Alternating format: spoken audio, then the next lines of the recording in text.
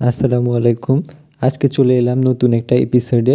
তবে এটা কোনো খাওয়ার এপিসোড হবে না, এটা কোনো ফুড ব্লগিংয়ের এপিসোড হবে না। এটা হচ্ছে ভূত এফএমের বিভিন্ন বেস্ট কতগুলো ঘটনা নিয়ে একটা কালেকশন তৈরি করেছি আমরা।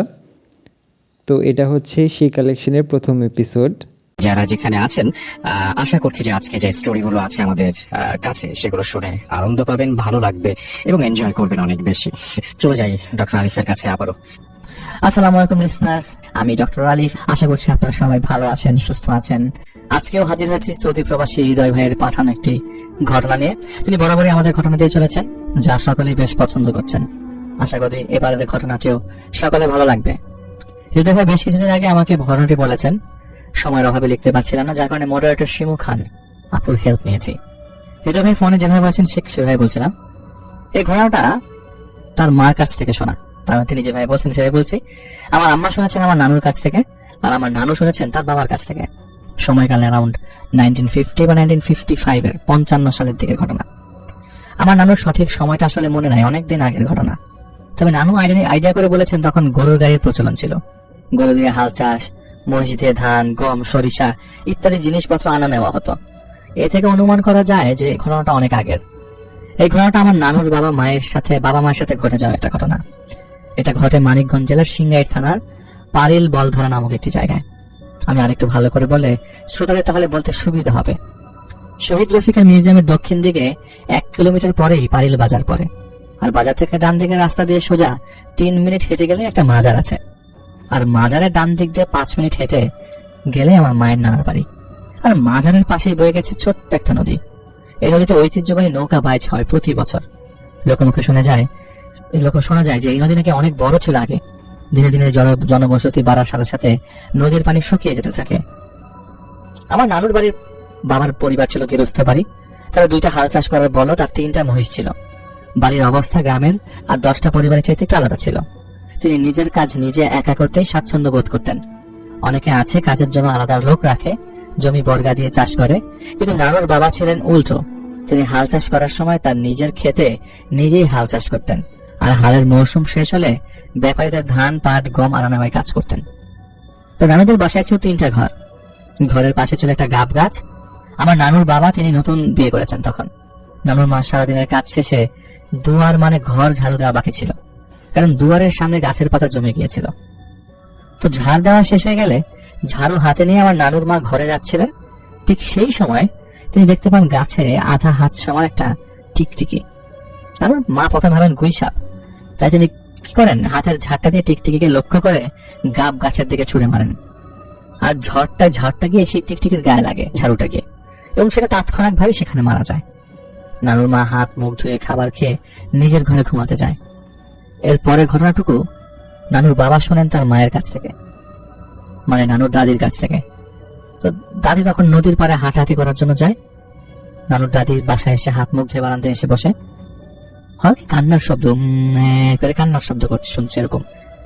তো দাদি চমকে ওঠে, এখানে এখন কে কাঁদবে?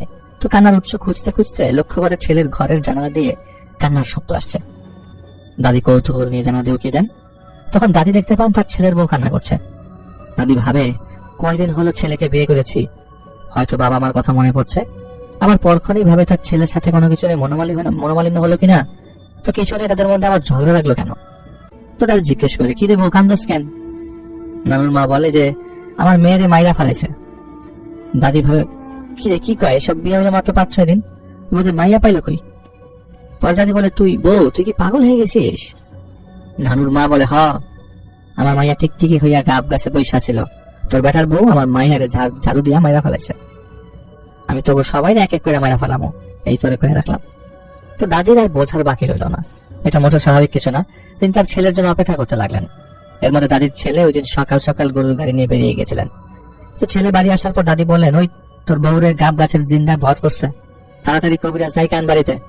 তো আগেকার দিনের মানুষরা এই ধরনের এক্সপ্লেনেশন ইজিলি করতে পারতেন, যে কাউকে ভর করেছে বা কারোর ভিতরে জিন ঢুকেছে, বা কেউ ওই যে বলে জিন ভূত শরীরের মধ্যে ঢুকে যাওয়া আর কি। তো বউয়ের কিছু হয়ে গেলে তো ওর বাবা মারা কি জবাব দেবো? তো নানুর বাবা মাজারে যে খাদেম থাকে ওনার কাছে গিয়ে সব ঘটনা বলেন। খাদেম সাহেব বলেন, আচ্ছা ওনাকে নিয়ে আসেন এখানে। সে সময় মাজারের সামনে একটা ব্রিজ ছিল, তো নানুর মা তখন নানাকে বলে কিছুতেই সে মাজারে যাবে না। উল্টো তার ভেতর থেকে পুরুষ কণ্ঠে বলে ওঠে, আমারে নিয়ে যাইতে পারবি না ওই মাজারে, কিছুই হবো না আমার, আমি এর উচিত বদলাটা তো নিয়েই ছাড়বো, কাউরে ছাড়বো না। নানুর বাবা তখন দুই তিনজন মিলে জোর করে মাজারের সামনে নিয়ে আসে। সবাই এখানে দেখে অবাক হয়ে যায়। ব্রিজ পার হওয়ার সাথে সাথে নানুর মা অজ্ঞান হয়ে যায়। ব্যাপার কি? খাদেম সাহেব আসেন, এসে দেখে বলেন যে মাজারের এরিয়া যেখান থেকে শুরু হয় সেই ব্রিজটার ওপার পর্যন্ত সেই খবিশ জিনটা আসতে পারে, কিন্তু ব্রিজের এপারে আর এই মাজারের এরিয়ার মধ্যে জিনটা প্রবেশ করতে পারে না। আমি ঝাড়ফুঁক করে দিচ্ছি আর পানি পরাও দিয়ে দিচ্ছি, সমস্যা হবে না আশা করি। আর যদি দেখেন সেই জিনটা ভর করেছে তাহলে এই পানি পরাটা ছিটিয়ে দিবেন। নানুর মাকে বাসায় নিয়ে আসেন, সবাই কিছুদিন তাকে নজরে নজরে রাখেন। একদিন সন্ধ্যার পর আবারও নানুর মা কান্নাকাটি শুরু করে দেয়। নিজের গলা নিজে অনেকক্ষণ চিপে ধরেছিলেন। নানুর বাবা দাদি কেউ তার হাত ছুটাতে পারছিল না, তিনি এমন ভাবে ধরে রেখেছিলেন নিজের গলায়। নানুর বাবা দৌড়ে গিয়ে পানি পরা পানিটা নিয়ে আসে, তার শরীরে ছিটিয়ে দেয়। ছিটিয়ে দেওয়ার সাথে সাথে তিনি অজ্ঞান হয়ে পড়ে যান। তাকে নিয়ে যাওয়া হয় মাজারে। খাদেম সাহেব তার মতো করে রিচুয়াল শুরু করেন। রিচুয়ালের মাধ্যমে একটা জিন হাজির করেন, সেই জিনটা যেটা তার ভর করেছিল। জিন আসার পর বলতে থাকে যে, ভেতর থেকে বলতে থাকে, কি রে খাদেম, তুই মানে ডাকছিস কেন? খাদেম সাহেব বলে, এই তুই মেয়েটাকে ছেড়ে দে, নাহলে তোকে এখান থেকে আমি যেতে দেবো না, মানে জীবন নিয়ে যেতে দেবো না। তুই কি চাস বল, আমি দেখি তোর চা মতো আমরা কিছু দিতে পারি কিনা। জিন তার ছেলে সুরে বলে যে, কিচ্ছু নেওয়ার যদি হইতো তো কবেই নিয়ে চলে যেতাম, আমার তো কিছু দরকার নাই, আমার দরকার একটা জানের। তুই আমার সবার জান দিয়া দে, আমি লইয়া যাইগা। আর যদি না পারো তাহলে আমার রাস্তায় আসার চেষ্টা করিস না। যদি আসোস তাহলে তোর জান তো নিবই, সাথে সবার জান নিব। দিবি নাকি সবার জান? দে, সবার জানটা আমারে দিয়া দে। না খাদেম, বিনিময় তুই যা চাস তাই দিব। খাদেম সাহেব বলে, তুই কি আমার সাথে ফাজলামি করছিস? তারা ফাজলামের কি ফল হয় তোকে আমি দেখাচ্ছি। খাদেম সাহেব দোয়া পড়তে থাকে, সূরা পড়তে থাকে আর ফু দিতে থাকে। জিনটা বলে, ওই খাদেম আর দোয়া পড়িস না, আমার গা জ্বালা করছে, আমি মরে গেলাম।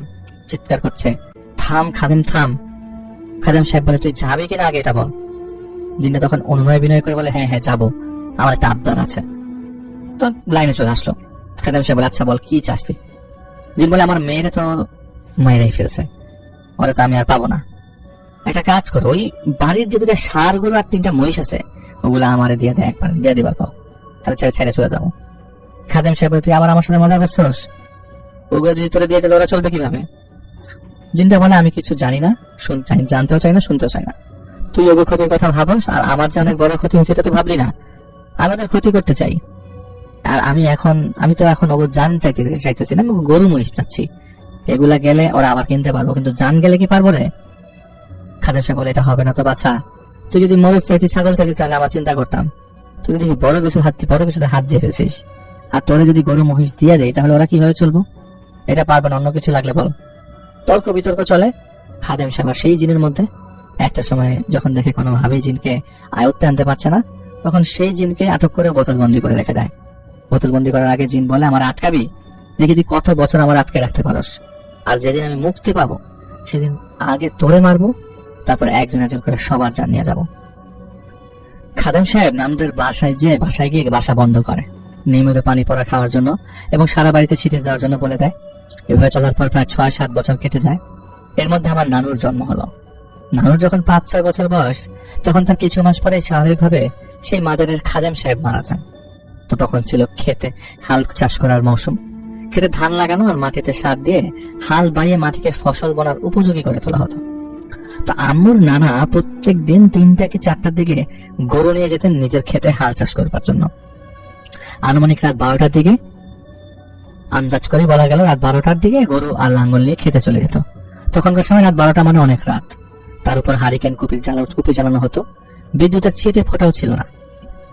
তো বাড়ির মাঠের পাশে যে ব্রিজ আছে, তখনকার সময় এখানে ব্রিজ ছিল না, বাঁশের তৈরি সাঁকো ছিল, আর পানিও ছিল না। গরুর গাড়ি চলাচলের কারণে হালকা কাদামাটি ছিল। গাড়ি নিয়ে যখন সেই জায়গায় আসেন, তখন একটা জিনিস দেখে প্রচুর ভয় পেয়ে যান। দেখতে পান খালের ডান দিকে 1 পা, বাম দিকে 1 পা, লাল চকচকে, দাঁতগুলো বেশ বড়। নানু বাবাকে সেই জিনিসটা বলছে, কিরে যাবি না? আয় আমার নিচ দিয়ে যা, আয় তোর কিচ্ছু বলবো না। নানু বাবা তো বুঝতে পারছে যত যাই হোক নিচ দিয়ে যাওয়া যাবে না। নানু বাবা সে অবরকে বলছে, না আমি তো নিচ দিয়ে যাবো না, দেখ আমার এমনিতেই কাজের অনেক দেরি হয়ে গেছে, তুই চলে যা। আমার পথ আটকে রাখিস না। সে আবার বলে, না তো তা তো হবে না, অনেকদিন পরে তোরে পেয়ে পাইছি, আজকে তো তোরে ছাড়া যাবো না রে। নানুর বাবা সিগারেট খেতেন না, কিন্তু তিনি সিগারেট সবসময় তার গাড়িতে রাখতেন। তিনি কি করেন, সাথে সাথে একটা সিগারেট ধরিয়ে নেন, কিন্তু সিগারেট কোনো কাজ হয় না, সে অবরটা রাস্তা আটকেই রেখেছে। এটা থেকে নানুর বাবা অনেক রেখে যায়, বলে যা, এমনিতে তিনি সাহসী ছিলেন, তো অবরটাকে বলে যে ঠিক আছে তুই যখন যাবি না তাহলে দেখি কে জিতে কে হারে। বলতে বলতে কখন সিগারেটের আগুন নিয়ে ভেজে তিনি বলতেই পারেন না। সে অবরটা নানুর বাবাকে এসে জড়িয়ে ধরে টানা হেঁচড়া করতে থাকে, ধস্তাধস্তি চলছিল সেখানে।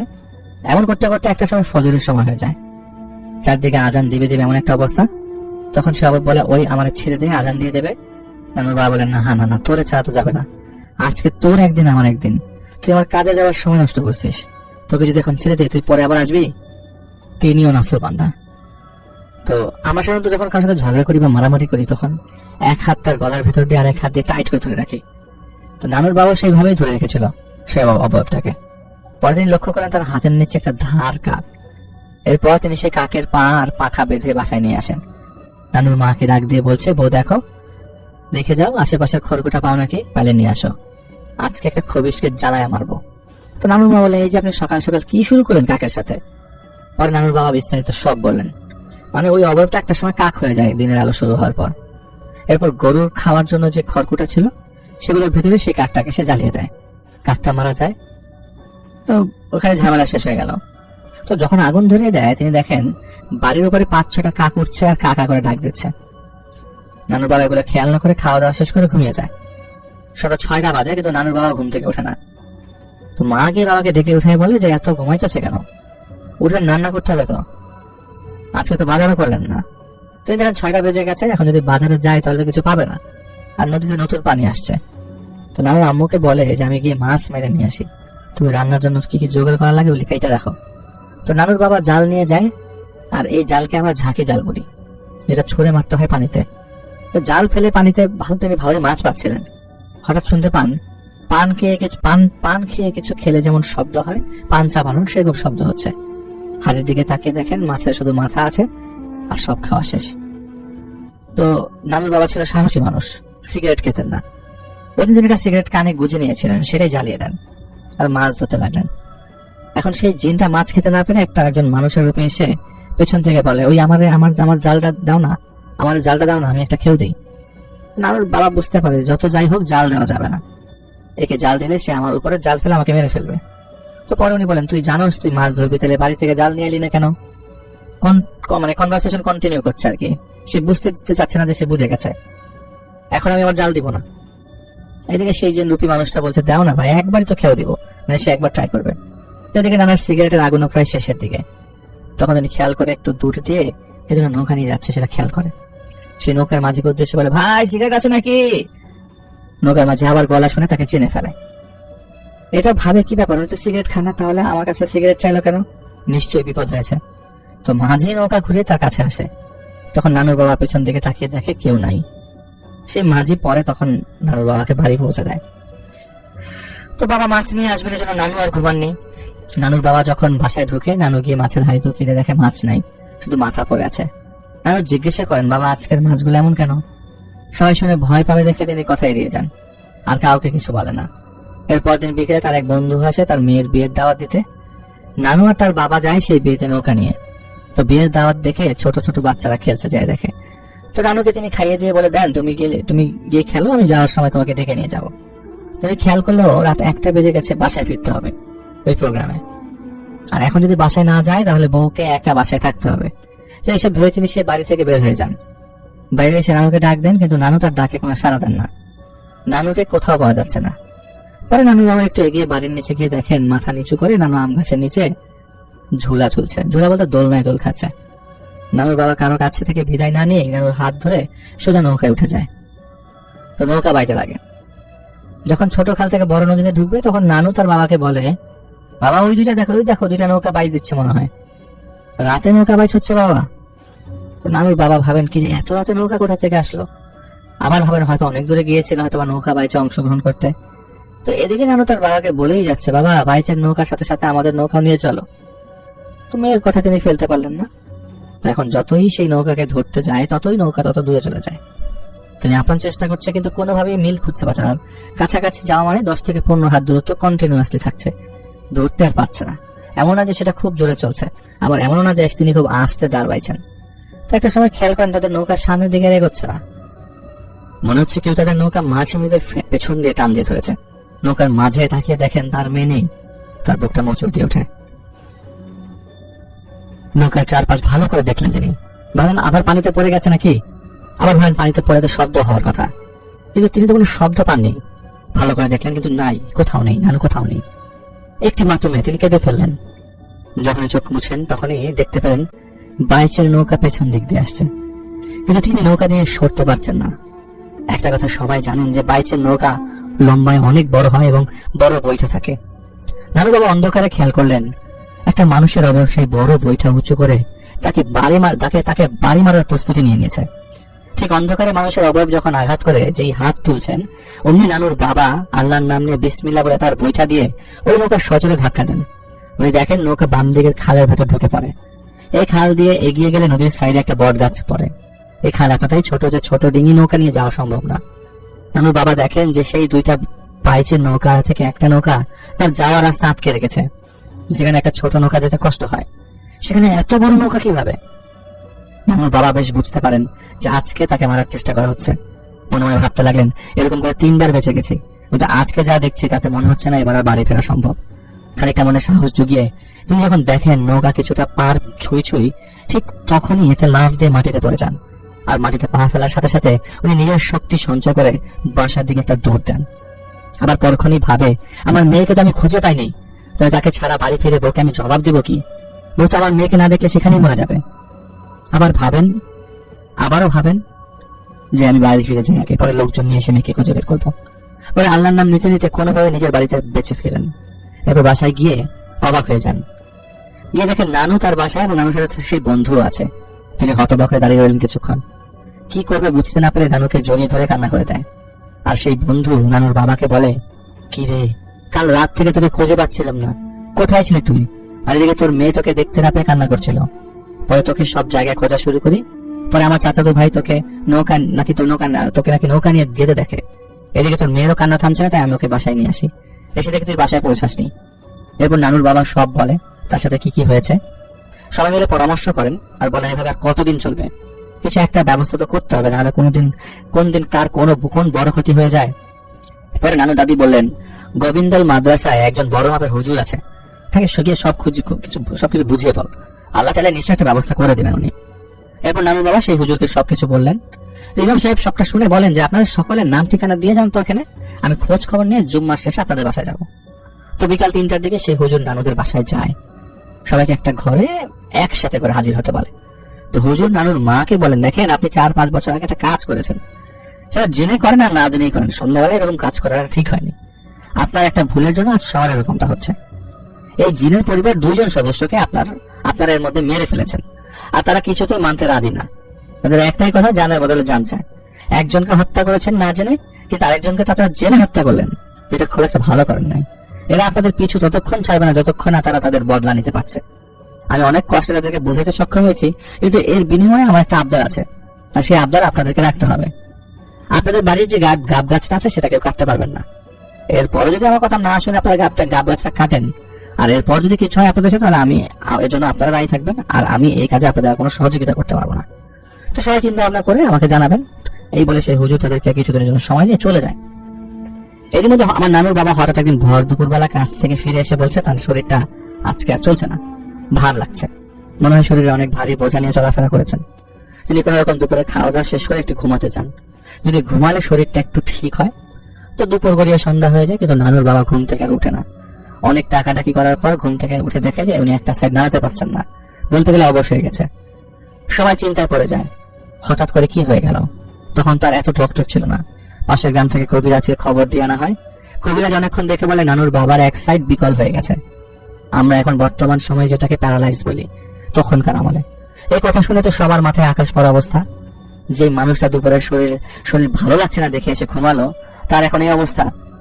কবিরাজ তখন কিছু তেল পরা দিয়ে যান মালিশ করার জন্য। 1 সপ্তাহ মালিশ করেন। এর মধ্যে নানুর বাবা কথা বলতে পারতেন। তাকে নানুর মা জিজ্ঞেস করেছিল কেন, কি হয়েছে। আর ওই দিন বাসায় আসার পর বললেন শরীর ভালো লাগছে। ভার ভার লাগছে। তো নানুর বাবা বললেন, দেখো ক্ষেত থেকে যখন বাড়ি আসতে হবে তখন সেই অবয়বটা সামনাসামনি হয়ে যায়, আর অবয়বটা তাকে উদ্দেশ্য করে বলে, তোকে আজকে একা পেয়েছি, আজ তোকে কেউ বাঁচাতে পারবে না, আজ হয় তোকে নিবো না হয়তো বড় ক্ষতি করে যাবো। তখন নাকি নানুর বাবার সাথে বেশ ধস্তাধস্তি হয়, নানুর বাবা নিস্তেজ হয়ে পড়ে। উনি অনুভব করেন ওনার শরীরে গরম কিছু দিয়ে ছ্যাক দিলে যেমন ফিল হয় সেরকম অনুভব করছিলেন তিনি। মনে হচ্ছে শরীর ভেতর থেকে জ্বলে যাচ্ছে, কিন্তু উপরের চামড়ায় তার কোনো লক্ষণ নেই। পরে নাকি সেই অবয়বটা তার দিকে তাকিয়ে একটা তাচ্ছিল্যের হাসি দিয়ে বলে, এই নে, আজ থেকে তোর হিসাব বরাবর করে দিয়ে গেলাম। তো এইটুকু শোনার পর নানুর বাবার আর কিছু মনে ছিল না, জ্ঞান হারিয়ে ফেলেন। তখন খেতে আরো লোক এসে তাকে অজ্ঞান অবস্থা পায়, জ্ঞান ফিরিয়ে বাড়ির সামনে পর্যন্ত এগিয়ে দিয়ে যায়। জ্ঞান আসার পর থেকেই শরীরে তেমন শক্তি পাচ্ছেন না তিনি। পরে এসে তিনি খেয়ে ঘুম দিলেন, আর নিজেকে ঘুম থেকে উঠে অবস্থায় এই অবস্থায় পেলেন। তো নানুর মা শুনে হতবাক হয়ে যায়। তো নানুর বাবা সবসময় তাহাজ্জুদ নামাজ পড়ার চেষ্টা করতেন। আগেরকার মানুষের মধ্যে ইমান আমলটা একটু ডিফারেন্ট, আবার একটু বেশি ছিল। অসুস্থ হওয়ার পর তেমন ভাবে নামাজ আদায় করতে পারতেন না, তাই বিছানায় শুয়ে শুয়ে কান্না করতেন আর ইশারায় নামাজ আদায় করতেন। এইসব আমার নানুর মার চোখের সামনে দেখে সহ্য করতে পারতেন না। সত্য হলে প্রিয় মানুষ অসুস্থ, নানুর মা এর মধ্যে একজন কবিরাজের কাছে যান। সেই হুজুরের সাথে তারা আর যোগাযোগ করে নাই। সেই কবিরাজ নানুর মাকে বলে, আপনার স্বামীকে জিনে ধরেছে, এর পিছু ছাড়াতে হলে 3 রাস্তার মাথায় সেই খবিশকে ভোগ দিতে হবে। কবিরাজ যেভাবে বলে আমার মা সেভাবে 3 রাস্তার মাথায় ভোগ দিয়ে আসে। যেদিন আমার নানুর মা ভোগ দিয়ে আসে সেদিন রাতে নানুর বাবার স্বপ্ন দেখে সেই অবয়বটা এসে বলছে যে তোর জন্য 3 রাস্তার মাথায় ভোগ দেওয়া হয়েছে, এই ভোগ দিয়ে তুই আমার সাথে পার পেয়ে যাবি? কখনোই না, আমি আসবো তোকে নিতে, তুই প্রস্তুত থাকিস। ঘুম ভেঙে যাওয়ার সাথে সাথে নানুর বাবা আমার মাকে জিজ্ঞেস করে, তুমি কি করেছো এগুলা? তুমি আল্লাহকে ভয় করো না? আমার যদি মৃত্যু আল্লাহ লিখে থাকে তাহলে তুমি কিছু করতে পারবে না, তুমি আল্লাহর বিরোধিতা করছো, আল্লাহর কাছে সাহায্য না চাই তুমি কবিরাজের কাছে গেছো। এখনই যাও, যেখানে ভোগ দিয়েছো সেখান থেকে ভোগ ফেলে দিয়ে আসো। পরে নানুর মা সকালে গিয়ে ভোগ ফেলতে গিয়ে দেখে সেখানে কোনো ভোগই নেই। নানুর বাবা অসুস্থ হয়, নানুর মা প্রতিদিন রাতে জেগে বসে থাকতো নানুর বাবা কিছু দরকার হয় কিনা। 2 দিন যাওয়ার পর রাত 3টার দিকে নানুর বাবা মারা যান। সকালে সবাই তাকে মৃত অবস্থায় পায়, মুখে একটু হালকা হাসি ছিল। নানুর বাবা সবসময় নাকি নামাজ পড়ে দোয়া করতেন, মৃত্যু যদি হয় যেন তাহাজ্জুদ নামাজের সময় হয়। পরে নানুর বাবা দাফনের সকল কাজ সম্পূর্ণ হয়। আর এই 2 দিন পর নানুর মা স্বপ্নে দেখেন সেই অবয়বটা নানুর মাকে বলছে, একটাকে তো নিলাম, বাকি সব কয়টা নিব, জানের বদলে জান যাবে, হিসাব করে নিব যতদিন না পর্যন্ত হিসাব পূর্ণ হয়। এই স্বপ্ন দেখে নানুর মা চিন্তিত হয়ে যায় এবং সেই হুজুরকে খবর পাঠানো হয়। হুজুর আসার পর বলেন, আমরা আপনার কথা মতো রাজি, আমরা সেই গাছটা কাটবো না। পরে হুজুর সেই কথা শুনে বলে, সেই তো হুশে আসলেন, কিন্তু সময় পার হওয়ার পর পরে হুজুরের কথা অনুযায়ী সেই গাছ কাটা হলো না। 60-70 বছর এইভাবে কেটে গেল। ঠিক আছে, হৃদয় ভাই পাঠানোর ঘটনা। হৃদয় ভাই এই ঘটনাটি যেদিন আমাকে শুনিয়েছেন তারপর থেকে কোনো মাধ্যমে তার সাথে আমি যোগাযোগ করতে পারছি না, তার সকল সোশ্যাল অ্যাকাউন্ট অফ দেখাচ্ছে। জানি না বর্তমানে তিনি কি অবস্থায় আছেন। সকলের কাছে তার জন্য দোয়ার আবেদন রইল, তিনি যেন আবার আমাদের মাঝে ফিরে আসেন তার সংগৃহীত ঘটনাগুলো নিয়ে। আর আপনাদের জ্ঞাতার্থে একটা কথা বলছি, আপনাদের বহুল আগ্রহের কারণে সামাদ কবিরাজ আবারও ঘটনা পাঠাতে রাজি হয়েছেন। শীঘ্রই তার ঘটনা নিয়ে ভৌতিক কথা হাজির হবে ইনশাআল্লাহ। ভালো থাকবেন, আল্লাহ হাফেজ। থ্যাংক ইউ পরান ভাই আপনার ঘটনার জন্য, এবং আশা করছি সামাদ কবিরাজের ঘটনা আমরা খুব শিগগিরই আপনার কাছ থেকে পেয়ে যাবো ইনশাআল্লাহ। ভৌতিকতা সবসময় চেষ্টা করছে মানুষের সাথে যোগাযোগ করার জন্য, যে কোনো ভাবে আমরা ঘটনা কালেক্ট করতে পারি কিনা, তারপরও চেষ্টা আছে। অনেকে আমরা কিছু মানুষজন পাচ্ছি যে যারা মেইল পাঠাচ্ছেন, মেইলের মধ্যে আপনারা যে ঘটনাগুলো পাঠাচ্ছেন সেগুলোতে একটা লাইন দেওয়ার পরে দেখা যায় যে 8-10টা গ্যাপ দিচ্ছেন। আপনারা এটা না করে গ্যাপ না দিয়ে ঘটনাটি পাঠান। এত স্ক্রলিং করে আসলে ঘটনা পড়া খুব কষ্ট হয়ে যায়। তো দেখা যায় যে 1 লাইন লিখে অনেকে দেখা যায় যে ঘটনা পরের লাইন লিখতে 10 থেকে 20টা স্পেস দেন, যেটা হিউজ, মানে দরকার নেই। এটা না করে আপনারা ঘটনা পাঠিয়ে দিলে মনে হয় আমার জন্য ভালো হয়। আর আরেকটা জিনিস হচ্ছে যে আপনারা একটু দেখবেন যখন মেইলটা চেক করবেন, মেইলটা সেন্ড করার আগে দিয়ে দেখবেন যে সেটা সাবজেক্টে গেছে নাকি আপনারা মেইল বডিতে আপনারা মেইলটা লিখেছেন। চলে যাচ্ছি পরবর্তী ঘটনায়। যে ঘটনাটা আপনাদের অনেক বেশি ভালো লাগবে, চলুন শুরুতেই চলে যায় আফমান ভাইয়ের কাছে। প্রিয় লিসেনার্স, সাংবাদিক এনামুল হক আবির ভাইয়ের কথা নতুন করে বলবার কিছু নাই, কারণ আমাদের চ্যানেলে যারা রেগুলার লিসেনার রয়েছেন তারা সাংবাদিক এনামুল হক ভাইকে অনেক আগে থেকে চেনেন, ওনার ঘটনাগুলো সম্পর্কেও যথেষ্ট ধারণা রাখেন। তারপরও নতুন যারা আমাদের সাথে যুক্ত হয়েছেন তাদের জন্য বলছি, সাংবাদিক এনামুল হক আবির ভাই বর্তমানে ঢাকার সাভারে রয়েছেন, একটি জাতীয় দৈনিকে লেখালেখি করছেন। উনি সেই দৈনিকের চিফ রিপোর্টার, আর ওনার বাড়ি ঝালকাঠি জেলার রাজাপুর উপজেলার শুক্তাগড় ইউনিয়নের নারকেলবাড়িয়া গ্রামে। দুর্দান্ত অনেকগুলো ঘটনা উনি আমাদেরকে পাঠিয়েছেন। তো চলুন আজকের ঘটনা শুরু করি। আজকের যে ঘটনাটি, এটি ওনার আপন মেজো ভাইয়ের সাথে ঘটে যাওয়া এক হৃদয় বিদারক এবং মর্মান্তিক ঘটনা, যা আসলে ভাষায় প্রকাশ করাটা অত্যন্ত কঠিন। উনি এই ঘটনাটি পাঠানোর আগে এবং পরে কয়েকবার আমাকে বলেছেন যে ভাই, এই ঘটনাটি লিখতে গিয়ে আমি বারবার আবেগ আপ্লুত হয়ে পড়ছি, কেননা এটার সাথে আমাদের পরিবারের অনেক স্মৃতি, অনেক নির্মম বিষয় জড়িত হয়ে গেছে। এই কারণে এই ঘটনা লিখতে গিয়ে আমার খুব অসুবিধা হচ্ছে। আসলে নিজেদের ঘটনা এইরকম মর্মস্পর্শী বিবরণ দিয়ে লিখে পাঠানো এটা অত্যন্ত কঠিন বিষয়। এই ঘটনাটি এখন আপনাদের সাথে শেয়ার করব। চলুন শুরু করি ঘটনা। ঘটনার সময়কাল 1987 সাল থেকে 90 সালের মধ্যে। এই আমির ভাইয়ের যে কজন ভাই বোন ছিলেন তার মধ্যে মেজো ভাই ছিলেন হচ্ছে মোহাম্মদ শহীদুল ইসলাম। আমির ভাইয়ের বাবা উনি 1988 সালের দিকে একটি ছাড়া বাড়ি কিনেছিলেন। মুজাই মুন্সির ছাড়া ভিটা বলা হতো। ছাড়া ভিটা বলতে বিরান ভিটা, কয়েকশো বছর ধরে নাকি ওই ভিটাটা পড়েছিল। এরপর এই আমির ভাইয়ের বাবা উনি ছাড়া ভিটা কি বিরান ভিটা হিসেবে কোনো তোয়াক্কা না করে লোহা কাঠ, সুন্দরী কাঠ, শাল কাঠের মিশ্রণে অনেক বড় দোতলা বিশিষ্ট একটি ঘর তৈরি করেছিলেন। সেখানে মোট প্রায় 16টা রুম ছিল। আর ওই সময় অনেক দূর দূরান্ত থেকে ওনাদের ঘর দেখার জন্য নাকি লোকজন আসতো। তবে ওই বাড়িতে ঘর ওঠানোর সময় অনেক রাকি, তারপরে কবিরাজ, ওঝা এরা নাকি নিষেধ করেছিলেন। বলেছিলেন ওইখানটায় ঘর তৈরি করা নাকি ঠিক হবে না, এই ভিটাটা মানুষের জন্য বসবাসের উপযোগী নয়। ওনাদের ঘরের উত্তর পূর্ব পাশে আরো একটা বাড়ির কর্নার রয়েছে, যেখানে নাকি একটা হালট ছিল। হালট বলতে বোঝায় যেখান দিয়ে মানুষজন চলাচল করে। সরকারি ম্যাপের নকশা রয়েছে আর কি রাস্তার, ওদিক দিয়ে অনেক মানুষই চলাচল করতো। বিশেষ করে ওনাদের অনেকগুলো গরু ছিল, যা ওই হালট দিয়ে ওনার মেজো ভাই শহীদুল ইসলাম কোলায় নিয়ে যেতেন। কোলা মানে হচ্ছে ধানের জমি, যেটা পৌষ মাঘ মাস সহ বছরের 6 মাসে শুকনো থাকতো, অন্য সময় সেখানে পানি থাকতো। তো ওখানটাই গরুকে ঘাস খাওয়ানোর জন্য রাখালদের কাছে দিয়ে আসতো। এরকম চলতে থাকে প্রায় 1 বছর। এরই মাঝে আবির ভাইয়ের আম্মা ওনার স্বপ্নে এক ভয়ঙ্কর মহিলাকে দেখতে পান, যার চেহারা ছিল খুবই ভয়ঙ্কর, কালো কুচকুচে, পরনে লাল টুকটুকে একটি শাড়ি। তিনি আবির ভাইয়ের আম্মাকে স্বপ্নে বলতেন, আমাকে তোর একটা ফল দে, আমি তোকে অনেক স্বর্ণ গহনা টাকা পয়সা দিব। আবির ভাইয়ের মা আছেন খুবই পরহেজগার এবং ধনী পরিবারের সন্তান, কারণ আবির ভাইয়ের নানার মাত্র 2টি সন্তান ছিল, এক ছেলে এক মেয়ে। এই মেয়ে হচ্ছে আবির ভাইয়ের মা।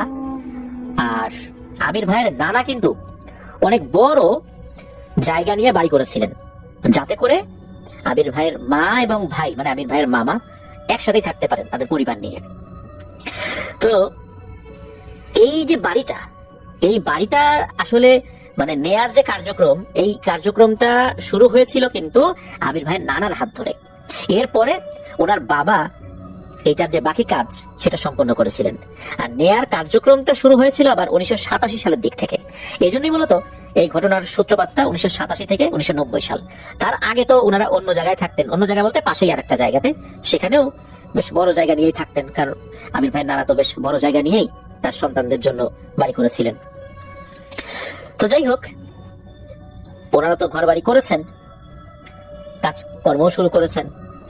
আর আমির ভাইয়ের অনেকগুলো ভাই বোনও তখন আছে।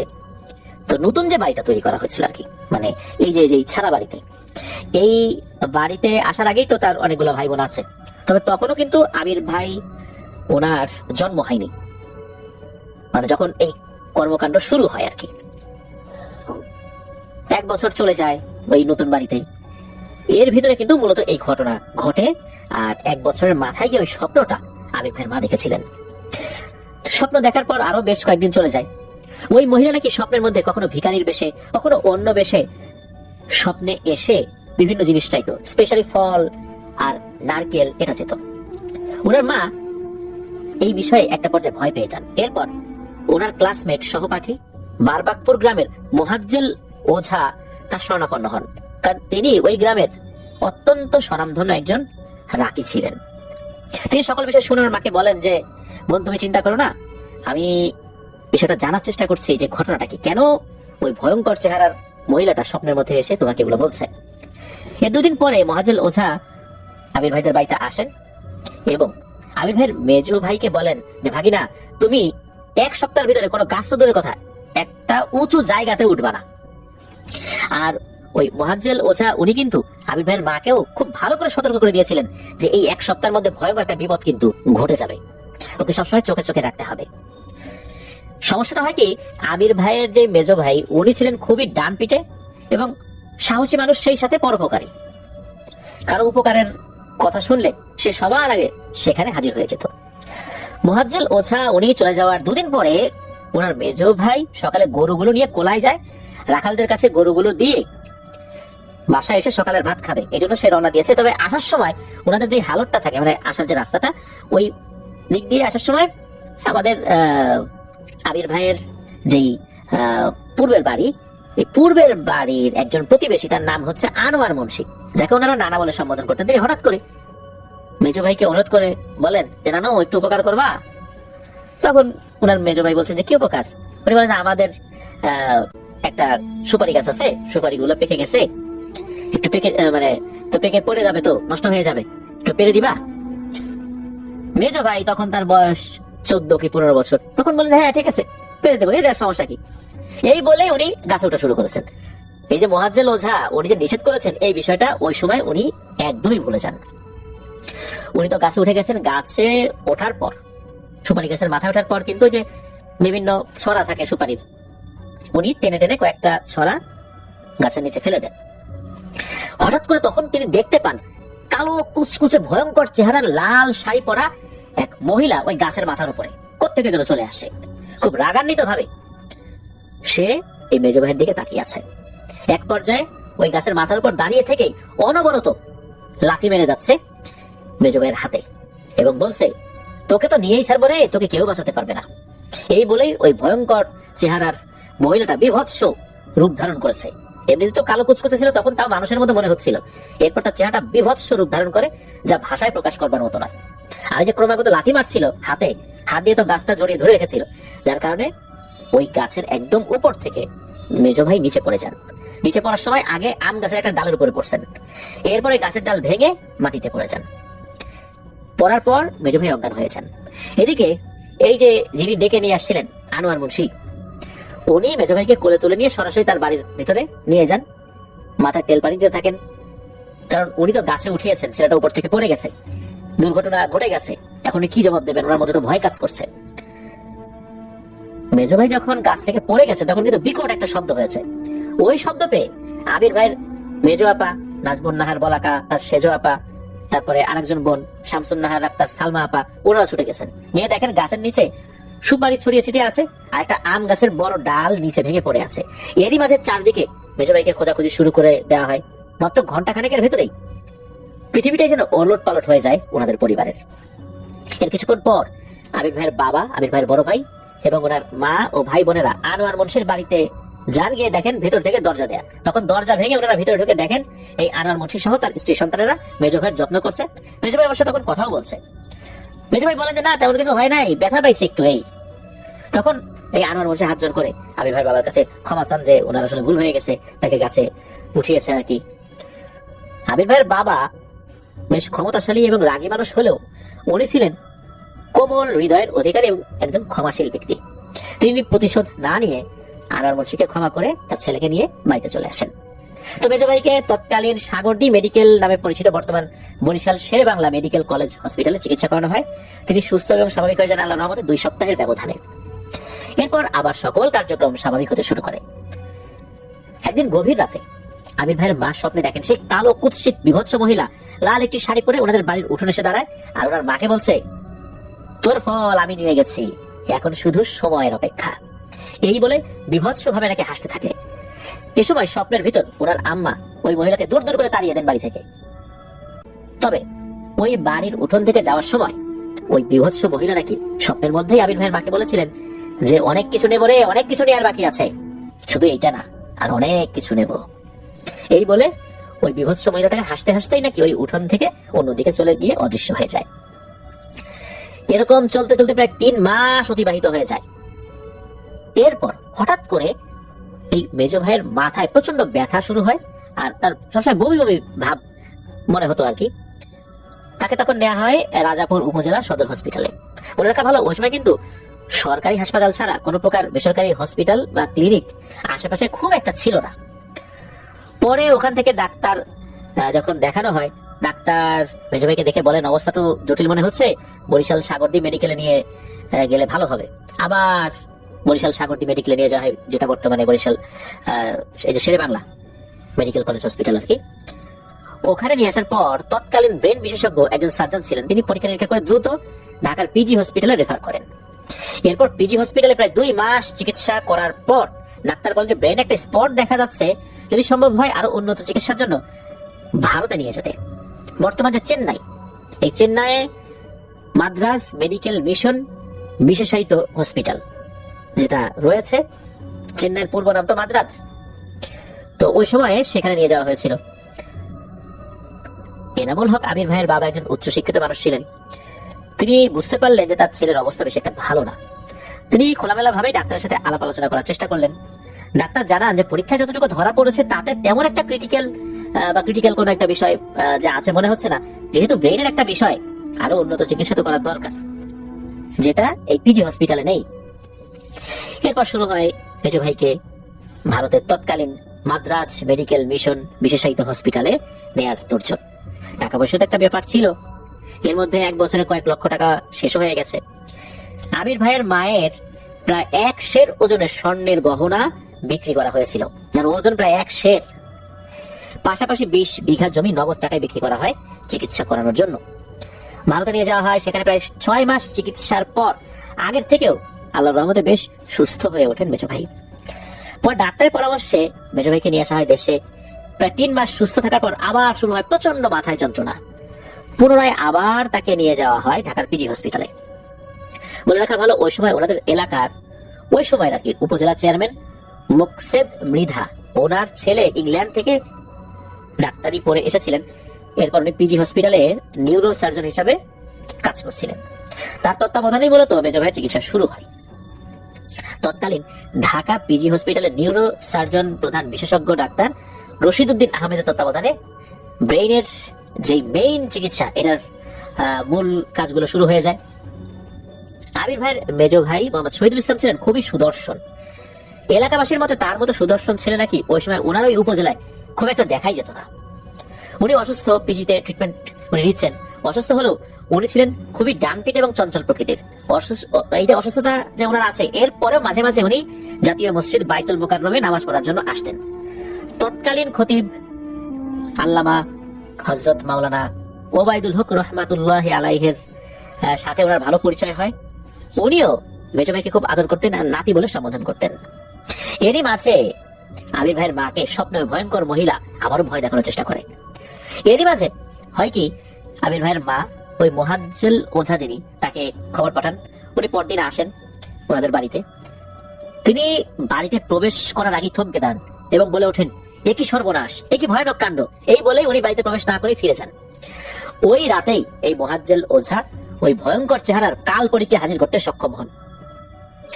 কেন এই পরিবারের ক্ষতি সে করছে, এটা জানতে চাওয়া হয়।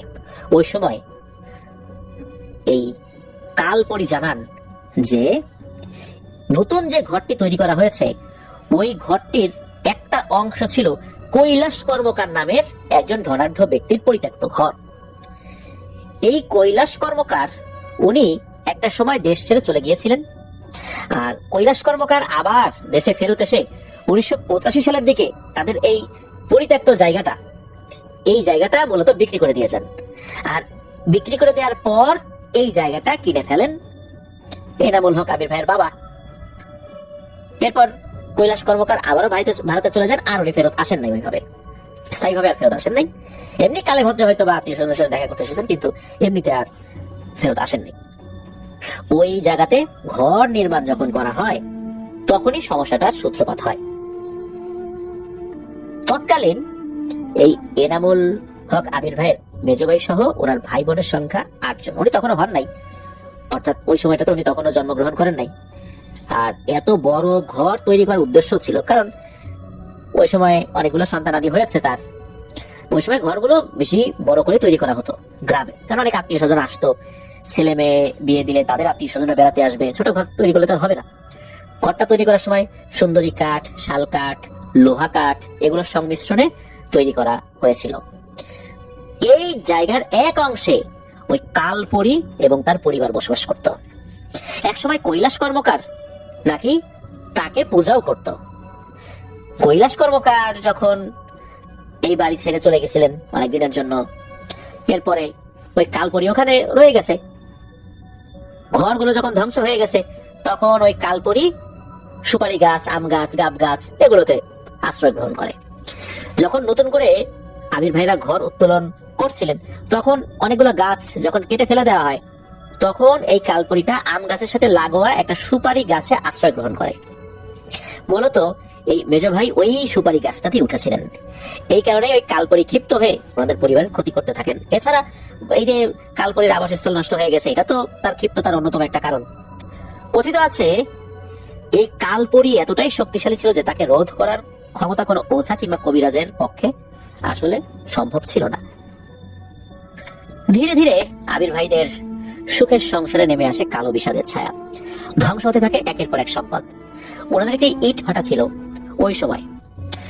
ওই ইট ভাটাতে কাজ করতে গিয়ে একজন মিস্ত্রি আগুনের মধ্যে পড়ে নিহত হন। এছাড়াও চতুর্দিক থেকে বিপদ আপদ আসছে তো আসছেই। এরই মাঝে মেজ ভাইয়ের অপারেশনের জন্য আরো অনেক টাকা দরকার হয়। তখন আবির ভাইয়ের বড় ভাই মোহাম্মদ নওশাদ জামিল, যাকে ওনারা দাদা ভাই বলে ডাকেন, তিনি বাড়িতে আসেন টাকা সংগ্রহ করার জন্য। ঠিক এরই মাঝে ঘটে যায় ভয়ঙ্কর একটি ঘটনা। মেজ ভাইয়ের অপারেশনের 3 দিন আগে ওনাদের গোয়াল ঘরে ভোর রাতে হঠাৎ করে গরুগুলো অস্বাভাবিকভাবে চিৎকার করতে থাকে। সকাল 7টার দিকে শুরু হয় গোয়াল ঘরে মৃত্যুর মিছিল। সকাল থেকে বিকাল এই সময়ের মধ্যে গোয়াল ঘরে 26টি গরু মারা যায়। গরুগুলো মৃত্যুর পূর্বে লাফাচ্ছিল এবং শরীরটা ঘষছিল বিভিন্ন শক্ত জায়গার সাথে। এমন ভাবে ঘষছিল যে ঘষার কারণে শরীর থেকে কাঁচা চামড়াগুলো উঠে যেতে থাকে। শরীর থেকে কাঁচা চামড়াগুলো উঠে গেলে কেমন যন্ত্রণা হতে থাকে, তারপরও মনে হচ্ছিল যে এই গরুগুলোর শরীরে এমন যন্ত্রণা হচ্ছে যে ওরা এত জোরে তাদের শরীর শক্ত জিনিসের সাথে ঘষে হইতে পারে তারা তাদের যন্ত্রণা লাঘব করার চেষ্টা করছে। কি হয়েছে বোঝা যাচ্ছিল না। এক পর্যায়ে 26টি গরু মারা যায় এই সকাল থেকে বিকালের মধ্যে। এরই মাঝে আবির ভাইয়ের বাবা ঢাকায় মেজ ভাইয়ের অপারেশনের সকল প্রস্তুতি গ্রহণ করেছেন। চিকিৎসকদের মেডিকেল বোর্ড গঠন করা হয় এবং সর্বোচ্চ সতর্কতা এবং গুরুত্বের সাথে অপারেশনের প্রস্তুতি নেওয়া হয়। এদিকে আবির ভাইয়ের আম্মা টাকা পয়সার ব্যবস্থা করে আবির ভাইয়ের বড় ভাইকে অর্থাৎ দাদা ভাইকে দিয়েছেন, তাড়াতাড়ি যাও ঢাকায় টাকাগুলো নিয়ে যাও। অন্যদিকে 1990 সালের 12ই রবিউল আউয়াল ওনার মেজ ভাইকে অপারেশন থিয়েটারে নিয়ে যাওয়া হয়। যখন অপারেশন থিয়েটারে নিয়ে যাওয়ার পর অপারেশন যখন শুরু করা হয়, যেহেতু তার ব্রেইন অপারেশন, যখনই অপারেশনের জন্য খুলিটা মানে মাথার উপর যে খুলিটা এটা খুলে ফেলা হয় তখন ডাক্তাররা অবাক হন, ভয়ও পান। কারণ হচ্ছে ওনারা যতটুকু পরীক্ষা নিরীক্ষা করেছিলেন তাতে মনে হয়েছিল ব্রেনে কোনো একটা জায়গাতে স্পট আছে, রক্ত জমাট বেঁধে আছে, এরকম কিছু। কিন্তু ওনারা দেখতে পান বিশাল বড় একটা টিউমার তার মাথার ভেতরে। এটা কিভাবে সম্ভব? এটা তো ধরা পড়ে নাই। ওই সময় অবস্থা এতটা ক্রিটিক্যাল হয়ে যায় 22 ব্যাগ রক্ত আনা হয়েছিল। রক্ত দিলেও নাকি ওই রক্ত শরীরে কার্যকর হচ্ছিল না। শেষ দিকে আবির ভাইয়ের বাবা উনি পাগলের মতো হয়ে যান। কি করবেন না করবেন বুঝতে পারছিলেন না। মাথায় এত বড় টিউমার যেটা দৃশ্যমান হয়েছে, ডাক্তাররা তো অবাক যে এরকম টিউমারে তো কোনো মানুষ বেঁচেই থাকে না। অথচ ওনারা মনে করেছিলেন যে একটা স্পট বা রক্ত জমাট হয়ে আছে এরকম কিছু, এই জন্যই অপারেশনটা শুরু করেছিলেন। একটা পর্যায়ে আবির ভাইয়ের বাবা ওনার শরীর থেকে 2 ব্যাগ রক্ত দিয়েছিলেন। শুধু ওই 2 ব্যাগ রক্তই তার শরীরে কিছু সময়ের জন্য কার্যকর হয়েছিল। জটিল এক অপারেশন শুরু হয়ে যায়, যেহেতু মাথার ব্রেইনটা খুলে ফেলা হয়েছে, মাথার খুলিটা খুলে ফেলা হয়েছে। মাথার ব্রেইনের উপরে এত জটিল একটা অপারেশন শুরু হয়ে গেল। আর এই ধরনের একটা অপারেশনের জন্য ডাক্তাররাও প্রস্তুত ছিলেন না, কেননা ওনারা যেই চিন্তা করে মেডিকেল বোর্ড গঠন করে যে সিদ্ধান্ত নিয়ে অপারেশন শুরু করেছিলেন, এখন তো টোটালটাই উল্টোটা। এখন ওনারা কি করবেন? এদিকে 2 ব্যাগ রক্ত দেওয়ার কারণে শারীরিকভাবে বেশ দুর্বল হয়ে পড়েন আবির ভাইয়ের বাবা। উনি কি কারণের জন্য নিচে গিয়েছেন, কিছুক্ষণ পর আবার যখন ফেরত আসছেন হঠাৎ করে দেখেন একজন ভদ্র মহিলা নার্স, তিনি কান্না করতে করতে নিচে আসছেন আর আফসোস করে বলছেন, আরে চাঁদের মতো ছেলেটা মারা গেল রে। এই কথা শোনার সাথে সাথে আবির ভাইয়ের বাবা বলছেন যে কি হয়েছে, কোথায় মারা গেছে, কে মারা গেছে? তখন ওই মহিলা বলেন যে 204 নম্বর কেবিনের ছেলেটা মারা গেছে। এই কথা শুনে ওনার বাবা ও শহীদ রে বলে একটা চিৎকার দিয়ে সেন্সলেস হয়ে যান। এদিকে আবির ভাইয়ের বাবার বন্ধু বান্ধব যারা ঢাকায় ছিলেন তারা মেজো ভাইয়ের গোসল জানাজার জন্য প্রস্তুতি গ্রহণ করেন।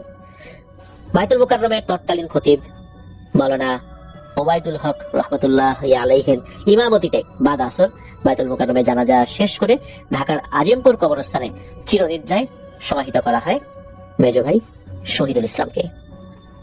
ওই দিন রাতেই ওই কালপরিটা আবির ভাইয়ের মায়ের স্বপ্নে এসে বলেন, তোর কোল থেকে তো কেবল একটা সন্তান নিলাম রে, আরো বাকি আছে। এই বলে নাকি বিকট শব্দে হেসে ওঠে। মেজো ভাইয়ের মৃত্যুর দিন সকাল থেকেই ওনার মা শুধু বারবার বেহুশ হয়ে পড়ছিলেন। উনি কিন্তু তখনও জানতেন না যে তার ছেলে মারা গেছে, কি বা কি আসয় বিষয়টা কিন্তু উনি জানতেন না। তারপর ওনার কাছে এমনটা মনে হচ্ছিল। মেজো ভাইয়ের মৃত্যুর পর থেকে ওনাদের পরিবারে একের পর এক ভাঙন ধরে।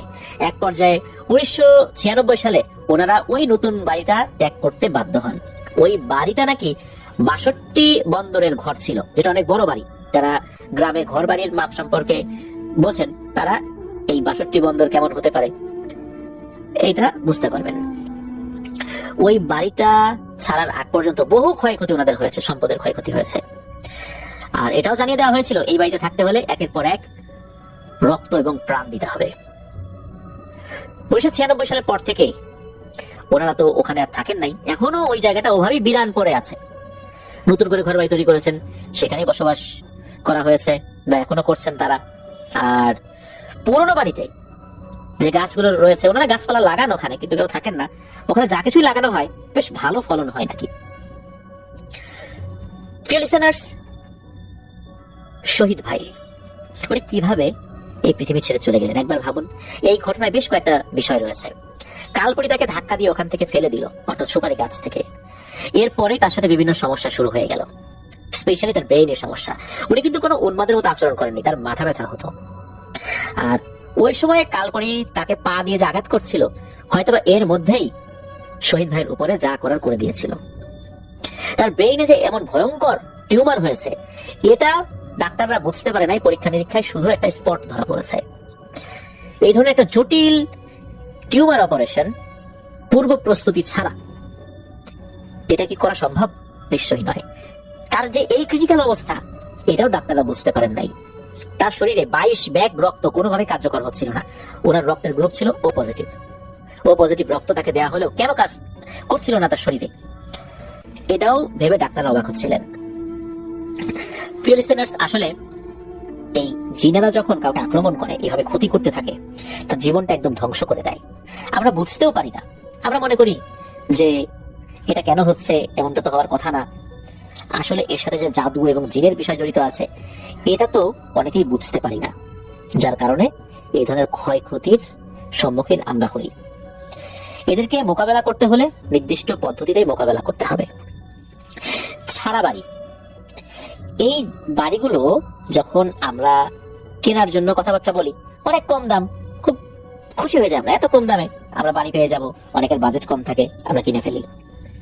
এরপর দেখা যায় যে আমরা কোথাও বাসা ভাড়া নিতে গেলাম, দেখা যাচ্ছে যে আমাদের যে টার্গেট ছিল তার থেকেও কম টাকায় বাসা ভাড়া পেয়ে গেছি। আমরা খুশি হয়ে যাই, সাথে সাথে অ্যাডভান্স দিয়ে ওই বাসায় উঠে পড়ি। তারপর শুরু হয়ে যায় বিভিন্ন ধরনের ঝামেলা। এই জন্য আমি আমার বলা ঘটনায় বিভিন্ন সময় বলেছি প্রিয় লিসেনার্স, সেটা হচ্ছে যে কোনো জায়গা কেনার সময় বা কোনো বাড়ি কেনার সময় বা কোনো বাসা ভাড়া নেওয়ার সময় যদি আমরা দেখি যে অস্বাভাবিক রকমের কম টাকায় রাজি হয়ে গেছে বাড়ির মালিক, তাহলে বুঝতে হবে কোনো সমস্যা রয়েছে। হয় সেই জায়গার কাগজপত্রের সমস্যা আছে, নাহলে এই ধরনের ভুতুরে সমস্যা আছে। এই জন্য এই বিষয়গুলো আমরা পুঙ্খানুপুঙ্খ রূপে তদন্ত করে তারপর চেষ্টা করব সেই জায়গা কেনার। বিষয়টা যেন আল্লাহ আমাদেরকে বোঝার তৌফিক দান করেন। মেজো ভাইয়ের জন্য আমরা দোয়া করব, আল্লাহ তাআলা যেন ওনাকে জান্নাতুল ফেরদৌসের মেহমান হিসেবে কবুল করে নেন। এনামুল হক আবির ভাই যে আবেগ দিয়ে এই ঘটনাটি আমাদেরকে লিখে পাঠিয়েছেন, আমি ওই রকম আবেগ দিয়ে আপনাদেরকে শোনাতে পারিনি, এটা আমার ব্যর্থতা, আমি এর জন্য ক্ষমা চেয়ে নিচ্ছি। এনামুল হক আবির ভাইকেও আমি আবারও ধন্যবাদ জানাচ্ছি যে উনি এত কষ্ট করে ঘটনাটি লিখে পাঠিয়েছেন। আশা করি বরাবরের মতো সামনেও ইনশাল্লাহ তার কাছ থেকে আমরা আরো অনেক ঘটনা পেতে থাকবো। আসসালামু আলাইকুম প্রিয় লিসেনার, আজকে আমি আপনাদের কাছে অনেক ভয়ঙ্কর একটি ঘটনা নিয়ে হাজির হলাম। চলুন শুরু করা যাক। নীলগিরি পাহাড়ি খাদের একদম কিনারে দাঁড়িয়ে থাকা শ্যাডো ভিলা বাংলোটা গত 20 বছর ধরে পরিত্যক্ত। গ্রামের মানুষেরা দিনের বেলাতেও এই বাংলোর ছায়া মারায় না, কিন্তু অমন এসব কুসংস্কারে বিশ্বাসী নয়।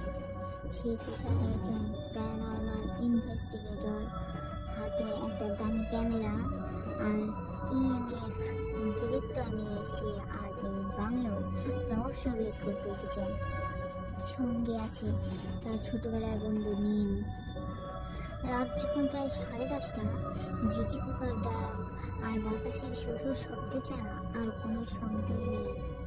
অয়ন বাংলোর মস্ত বড় কাঠের দরজাটা ঠেলতেই সেটা এক বিকট ক্যাচ ক্যাচ শব্দ করে খুলে গেল। ধুলো আর ঝোপঝাড়ে ঢাকা হলো ভেতরটা, যেন কোনো এক গভীর অন্ধকারের রাজ্যের স্বাগতম জানাচ্ছে। নীল কিছুটা থতমত খেয়ে বলল, অয়ন, এখানে আসাটা কি ঠিক হলো? গ্রামবাসী বলছিল এই বাংলোর মালিক জমিদার প্রতাপ নারায়ণ মারা যাওয়ার পর থেকেই নাকি এখানকার দেয়ালগুলো কথা বলে। অয়ন হেসে জবাব দিল, ভয় পাস না নীল, মানুষ যখন কারণ খুঁজে পায় না তখন তাকে অতি প্রাকৃত রূপ দেয়। চল উপরের তলাটা দেখে আসি। সিঁড়ি দিয়ে ওঠার সময় প্রতিটি ধাপ আর্তনাদ করে উঠছে। উপরের বারান্দায় পৌঁছাতে অয়নের দরজা আলো করল সারিবদ্ধ কিছু চিত্রের ওপর প্রতাপ নারায়ণ বংশধরদের ছবি।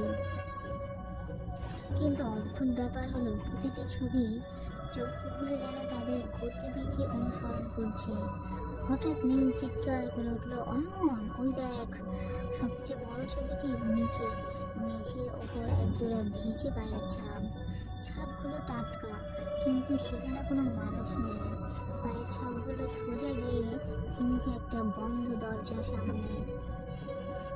অয়ন দরজাটা সাবধানে ধাক্কা দিল। ভেতরটা একটা বিশাল স্টাডি রুম। আলমারিতে ঘরে ঘরে সাজানো পুরনো চামড়ায় বাঁধানো বই।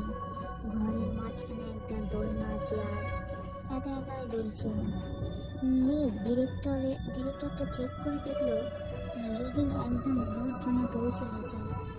তার মানে আশেপাশে এমন কিছু একটা আছে যা সাধারণত যুক্তিতে ব্যাখ্যা করা যায় না। হঠাৎ ঘরের কোণ থেকে একটা খসখসে কণ্ঠস্বর ভেসে এলো, তোমরা এখানে কেন এসেছো? ওখান থেকে চলে যাও। অয়ন টর্চ ঘোরাতেই দেখলো একটা বৃদ্ধ লোক দাঁড়িয়ে। তার গায়ে ধবধবে সাদা পাঞ্জাবি, কিন্তু শরীরটা যেন কিছুটা স্বচ্ছ। অয়ন ভয় না পেয়ে জিজ্ঞেস করলো, আপনি কে? কেন আমাদের যেতে বলছেন? বৃদ্ধ কোনো উত্তর দিলেন না, কেবল দেয়ালে ঝোলানো একটা বড় ঘড়ির দিকে আঙুল তুললেন। ঘড়িটা বন্ধ। রাত 12টা বাজতে মাত্র 10 মিনিট বাকি। ঠিক সেই মুহূর্তে বাংলার চারপাশের বাতাস যেন ভারী হয়ে উঠল। অয়ন আর নীল অনুভব করলো তারা নড়াচড়া করতে পারছে না। হঠাৎ বাংলার ভেতর থেকে একটা নারকীয় হাসির শব্দ ভেসে এলো। উপরে ঝাড়ন লণ্ঠনগুলো নিজে নিজেই জ্বলে উঠল, তবে তার আলোটা ছিল নীলচে রঙের। দেয়ালের ছবিগুলো থেকে রক্ত ঝরতে শুরু করেছে। প্রতাপ নারায়ণের ছবিটা থেকে হঠাৎ এক বিশাল ছায়া বেরিয়ে এলো। সেই ছায়াটা ধীরে ধীরে অয়নের দিকে এগিয়ে আসছে। নীল ভয়ে কুঁকড়ে গেল। অয়ন বুঝলো এটা কোনো সাধারণ আত্মা নয়, বরং কোনো প্রাচীন অশুভ শক্তি যা এই বাংলাতে আটকে পড়ে আছে। 12টা বাজার ঘন্টা ধ্বনি শুরু হলো। প্রতিবার ঘন্টা বাজার সঙ্গে সঙ্গে বাংলোর মেঝে কেঁপে উঠছে। বৃদ্ধ আত্মাটি আবার ভেসে উঠল এবং অয়নকে ইশারা করলো মেঝের একটা নির্দিষ্ট কার্পেট ছড়াতে। অয়ন প্রাণপণ শক্তিতে নীলকে টেনে নিয়ে এসে কার্পেট ছড়াতেই দেখলো সেখানে ছোট্ট একটা গুপ্ত দরজা। দরজাটা খুলতেই বেরিয়ে এলো এক পুরোনো হার আর একটা সোনার লকেট।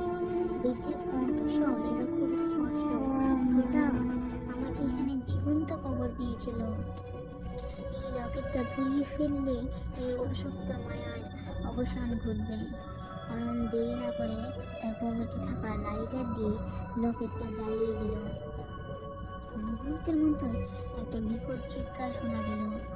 পুরনো বাংলোটা একবার তীব্রভাবে কেঁপে উঠল, তারপরে সব শান্ত হয়ে গেল। পরের দিন সকালে গ্রামের মানুষ দেখলো শ্যাডো ভিলা বাংলোর সেই গভীর সুন্দর ভাবটা আর নেই। অয়না নীল বাংলোর বাইরে ঘাসের উপর শুয়েছিল। তারা জীবিত ফিরে এসেছে, কিন্তু তাদের স্মৃতিতে রয়েছে সেই ভয়াবহ রাতের প্রতিটি মুহূর্ত।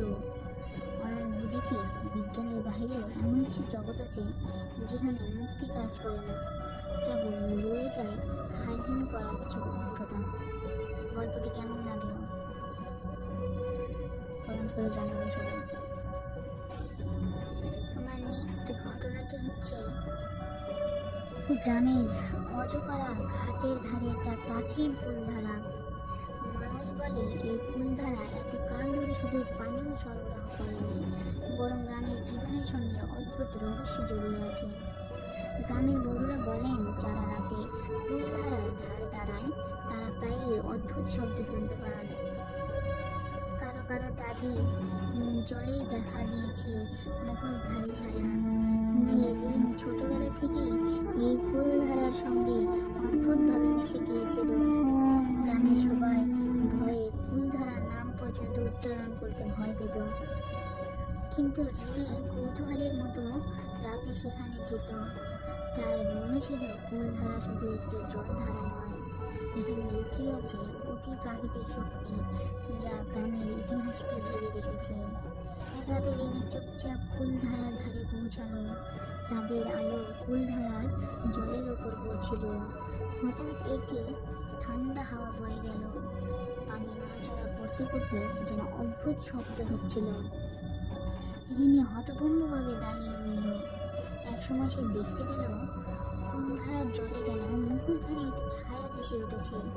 ছায়া ধীরে ধীরে রিমির দিকে এগিয়ে এলো। রিমি!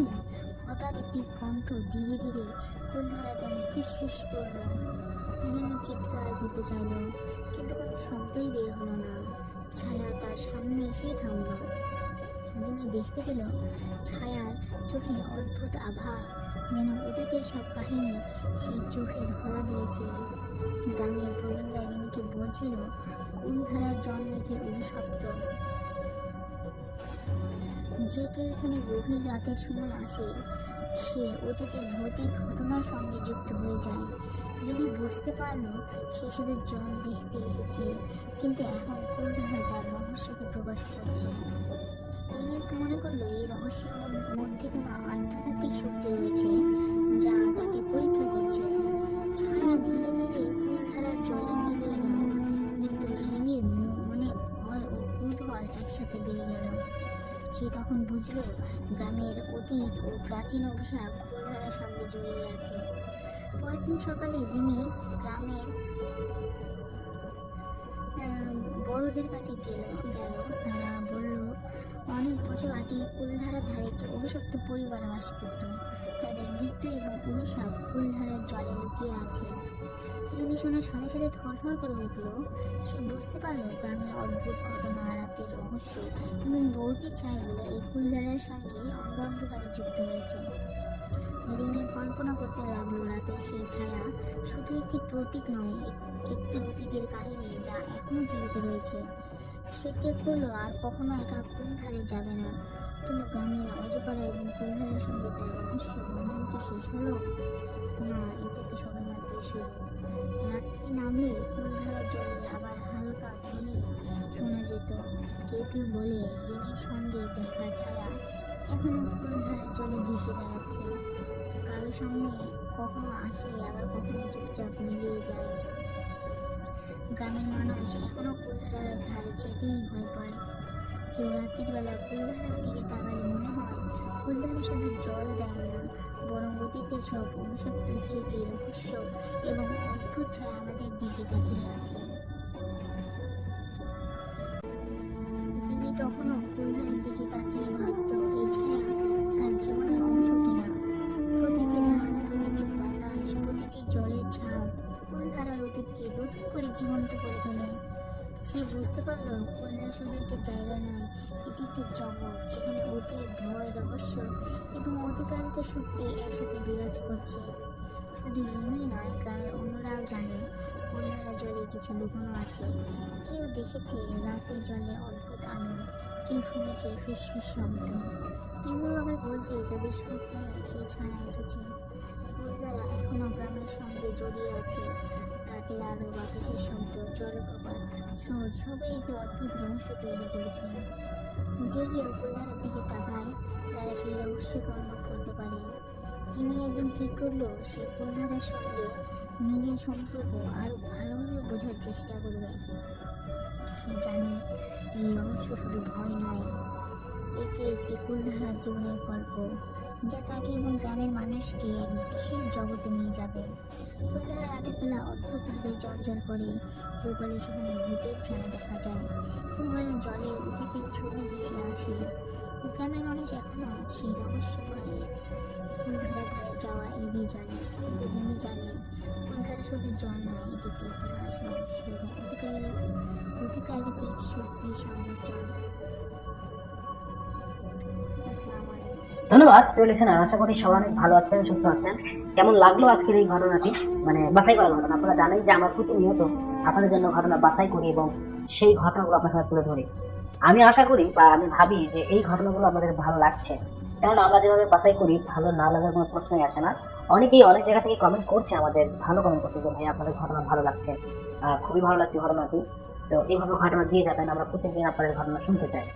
তো এখন আমরা যে ঘটনাগুলো বাছাই করি এই ঘটনাগুলো কিন্তু বিভিন্ন জায়গা থেকে কালেক্ট করি, এবং যেগুলো সবচেয়ে মানে ভয়ঙ্কর বা মোস্ট পপুলার যে ঘটনাগুলো, বা যে ঘটনাগুলো শুনে আসলে যে ঘটনার ভিতরে রহস্যময় কোনো কিছু থাকে, বা এমন এমন কারো ঘটনা নিয়ে আসি যা নিজেরাই সেই ঘটনা দেখি, তাদের ঘটনা নিয়ে আসি। এই ঘটনাগুলো শুনতে একটু বেশি ভালো লাগে, আর একটু আনন্দ পাওয়া যায় বেশি তাদের মুখ থেকে সরাসরি শুনতে। আমরা বাছাই করা ঘটনা বানিয়ে বলে থাকি স্পেশাল ঘটনা, আর এই স্পেশাল ঘটনা প্রয়োজন রাত 10টায় আমাদের চ্যানেলে কিন্তু আসতেছে। আপনারা সবাই আমাদেরকে সাপোর্ট করবেন, আমাদেরকে ভালোবাসবেন, আমরা আপনাদেরকে অনেক দূর পর্যন্ত নিয়ে যাবো, গুড এফএম টিকিয়ে রাখবো অনেকদিন। আর ইনশাআল্লাহ এটা বলতে পারি, আপনারা যদি এভাবে আমাদের পাশে থাকেন, আমাদের ঘটনাগুলো দেখেন, শোনেন, লাইক করেন, কমেন্ট করেন, শেয়ার করেন, আসলে আমাদের কাজ করার ইচ্ছা আরো দ্বিগুণ হয়ে যায়। তো যাই হোক, আমরা আপনাদের বললাম যে আমরা প্রতিনিয়ত ঘটনা দিব, আপনারা জাস্ট আমাদেরকে এই পর্যন্ত বলে রাখবেন যে আমাদের ঘটনাগুলো কেমন হচ্ছে, কে কোন জায়গা থেকে ঘটনাগুলো শুনছেন সেটা কমেন্ট করবেন, কে কীভাবে আমাদের ঘটনাগুলোকে নিচ্ছেন সেটা কমেন্ট করবেন। আমরা এমনভাবে ঘটনাগুলো মেকিং করি যে এই ঘটনাগুলো আপনাদেরকে অনেক দূর পর্যন্ত নিয়ে যাবে, বা একটা আনন্দময় একটা পরিবেশে, থমথমে ভয়ঙ্কর পরিবেশে নিয়ে যাবে। শুধুমাত্র এই ঘটনাগুলো এমনভাবে মানে শুনবেন আপনারা যে মনে হবে যে এই ঘটনাগুলো আপনার সাথে ঘটে গিয়েছে। এরকম ঘটনা কিন্তু আমরা দিয়ে থাকি চ্যানেলের মাধ্যমে। তো যাই হোক, আজকে আমরা এখানে বিদায় নিচ্ছি। সবাই ভালো থাকবেন, সুস্থ থাকবেন। আসসালামু আলাইকুম। দেখা হবে নতুন কোনো ভয়ঙ্কর মেল এপিসোডে, আসান ভাইয়ের ঘটনা নিয়ে, বা ডাক্তার আলিফ ভাইয়ের ঘটনা নিয়ে, বা সাবিদ আলমের ঘটনা নিয়ে, বা হাফেজ মইনুদ্দিন ভাইয়া, হাফেজ মইনুদ্দিন ভাইয়া খুব ভালো ঘটনা বলেন, বাবু ভাইয়ের ঘটনা তিনিও ভালো ঘটনা বলেন। যাই হোক, সবার ঘটনা নিয়ে থাকছে আপনাদের সাথে আমি এই কাব্যতে চ্যানেলে। আপনারা যারা যারা এই ধরনের চ্যানেলের ঘটনাগুলো ভালোবাসেন, আমি বলবো আমি যে ভিডিওতে আমাকে দেখবেন, যে ভিডিওতে এই ভিডিও ঘটনাগুলো স্পেশাল হবে। যাই হোক, ধন্যবাদ। আসসালামু আলাইকুম। দেখা হচ্ছে আবার নতুন কোনো ভয়ঙ্কর ইমেল এপিসোড বা রিয়েল কোনো বাস্তব ঘটনা নিয়ে। সে পর্যন্ত আল্লাহ হাফেজ। তো গাইজ, এই ছিল আমাদের আজকের এপিসোড। এটা ছিল ভূত এফএমের যে বিভিন্ন ইমেল ঘটনাগুলো আছে সেগুলোর পুরনো যে এপিসোডগুলো আছে সেগুলো থেকে কালেকশন করে আমরা যে আপনাদেরকে শোনাচ্ছি। আপনারা আমাদের চ্যানেলের সাথে থাকবেন, লাইক এবং সাবস্ক্রাইব করে পাশে থাকবেন, তাহলে আমাদের এই ধরনের নিত্য নতুন আরও অনেকগুলো চমৎকার ভৌতিক ঘটনা আপনারা শুনতে পারবেন। তো আজকে এই পর্যন্তই থাকলো। আল্লাহ হাফেজ, সবাই ভালো থাকবেন।